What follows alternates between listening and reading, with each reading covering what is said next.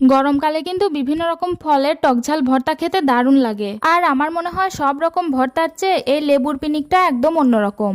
গরমকালে যখন অনেক রোদ ওঠে, মানে দুপুরবেলা মনে হয় কোনো ফল ভর্তা করে খাই অথবা কোনো ফল মেখে খাই, তখন যদি এই লেবুর পিনিকটা বানিয়ে খাওয়া যায় তাহলে কিন্তু ব্যাপারটা খুবই প্রশান্তিদায়ক হয়। কারণ এটার মধ্যে টকঝাল মিষ্টি সবকিছুই থাকে, সাথে আবার একটু তিতা ভাবও থাকে। তাই লেবুর পিনিক বানানোর জন্য এমন লেবু নিতে হবে যেগুলোর খোসা তুলনামূলক কম তিতা। প্রথমে আমাদের গাছ থেকে আমরা লেবু পেরে নিয়েছি, আর আমাদের লেবুগুলো কিন্তু দেশি লেবু। লেবুগুলো ধুয়ে একদম পাতলা স্লাইস করে কেটে নিতে হবে। আমি কিন্তু এতটা পাতলা করে কাটতে পারি না, সেজন্য আমার আপুই কেটে নিল, আর আপুই এই লেবুর পিনিকটা বানিয়েছে। আর হ্যাঁ, লেবু পাড়ার আগে কিন্তু একটু পাকা তেঁতুল আমি পানিতে ভিজিয়ে রেখেছিলাম যেন নরম হয়ে যায়। আর 2টা শুকনা মরিচ গ্যাস লাইট দিয়ে পুড়িয়ে নিয়েছি। তারপর নরম হয়ে যাওয়া পাকা তেঁতুল, পুড়িয়ে রাখা শুকনা মরিচ, লবণ, চিনি এগুলো দিয়ে খুব ভালোভাবে মেখে নিতে হবে। যদি বেশি ঝরঝরে লাগে তাহলে ওই যে তেঁতুল ভেজানো একটু পানি ছিল সেখান থেকে অল্প একটু পানিও দিতে পারেন। আর লেবুর রস যদি কম থাকে তাহলে একটা এক্সট্রা লেবু কেটে সেখান থেকে লেবুর রস চিপে দিয়ে দিবেন। যারা কখনো লেবুর পিনিক বানিয়ে খাননি তারা অবশ্যই গরমের সময় এভাবে ট্রাই করবেন। আমি এটা বানানো শিখেছি আমার বান্ধবী সুমাইয়ার কাছ থেকে।